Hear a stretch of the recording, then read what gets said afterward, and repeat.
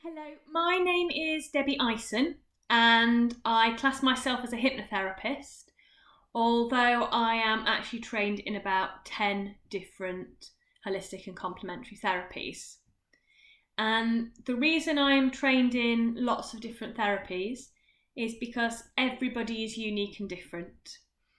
Everybody's had different life experiences, different interactions with their peers and their families. And therefore, it's really important that everybody gets a therapy session that's unique and tailored to them. So what I'm on here to do is just give you a little explanation about what it is I do and how it works, so that you can make an informed choice as to whether or not this is the right sort of therapy for you and whether or not I'm the right therapist for you. So the mind-based therapies that I use all work in the same sort of way. In reality, we know that the brain has got lots of different parts. However, for this type of work, we simplify it down to the conscious mind and the unconscious mind. And I visualise this a bit like a Malteser. So you've got your chocolatey bit on the outside, and that represents your conscious mind. And that's the part that's making the logical choices and decisions. You've then got the part in the middle, which is massive in comparison, which is responsible for all of your memories, habits, feelings, behaviours and experiences, as well as for your bodily functions. That's the part of the mind that I'm interested in working with, because that's where the patterns are stored. So all that information can be really useful because it's how we learn. However, sometimes things can get stored that are unhelpful. And no matter how much we consciously tell ourselves that we want something different, we carry on repeating those same limiting patterns, thoughts, behaviours or experiences. So, the therapies I use work by changing the process that's going on in that part of the mind. And I visualise it almost a bit like a computer. So there you've got your computer screen and here's the hard drive. And in the hard drive, the unconscious mind, you've got all of these different files. What we're doing with the therapies that I use is we're taking those unhelpful files, bringing them to the surface, onto the screen, and then we're editing them and changing them so that there can be a new response. And when we've made the changes, we're placing those files back in their new saved format so that they're no longer an issue. Now, what's happening at a more neurological brain-based level is all of us have got neurons, lots of brain cells. We all have between 85 billion and 100 billion of those. And they form something called neural pathways, which are basically circuits of communication. And what these neural pathways do is they tell us how to act or respond in any given situation. So, we will experience something in our environment, we'll see something, hear something, feel something, and our brain will very quickly need to pattern match. It will need to decide what it's going to do in that situation. So it will find the most relevant circuit, the most relevant neural pathway, and it will light up basically. I see it almost like a little string of Christmas tree lights lighting up. So we experience something in our environment, our brain chooses how we're going to respond, and then we do it. And that process happens at a phenomenal speed, about half a second. And that thought will have travelled about 50 metres in the brain during that time, which is incredible. So what happens with these neural paths is they'll get set up at some stage in the past. So say the first time you experienced an event, the neural path gets set up. And each time something similar is experienced,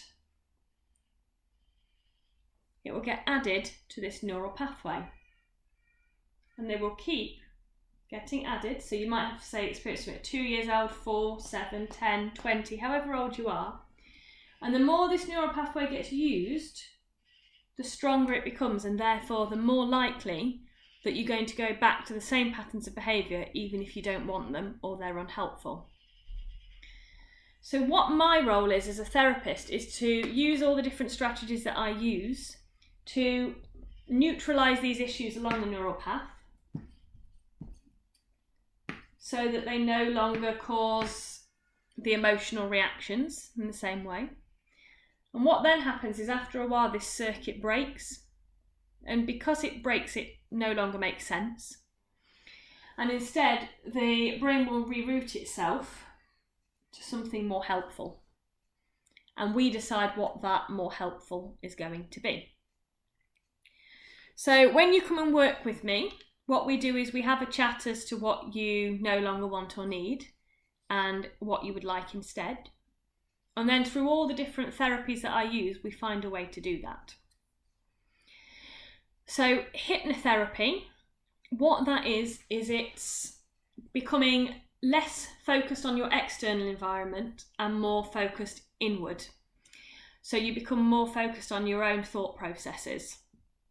And different people experience that in different ways. It isn't mind control and it isn't sleep. I can't make you do anything that you don't want to do. What I am doing is I'm using specific language patterns and getting you in that focused state of concentration so that we can access this unconscious mind, find out the root cause of whatever's going on and do something to change it. So some people experience this on one end of the spectrum, almost like they're so deeply relaxed they feel like they've almost been asleep and consciously remember very little of what I've said. You then get the other end of the spectrum where people feel super alert. They can hear every single word that I say, every sound, the birds tweeting, a movement of their chair, their tummy's rumbling. And then you get other people that are somewhere in the middle, and they're sort of aware of what I'm saying, but then their own thoughts pop in and out like, oh, what am I having for dinner? And it's listening to my voice. And I'm quite dynamic in terms of hypnotherapy, so I like to interact quite a bit. So that means I'll ask questions, which would just feel the same really as normal conversation. And I do that so we can pinpoint exactly what's going on and do something to change it as quickly as and effectively as possible. Now, other things that I tend to use quite a lot are something called neurolinguistic programming. And that it focuses on how do we do what we do, how the mind is constructing a thought. And when we know how it's constructing a thought, we can do something to change that thought.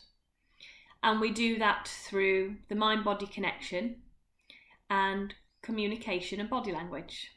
And all of that is done in an awake state, and I explain everything as we go.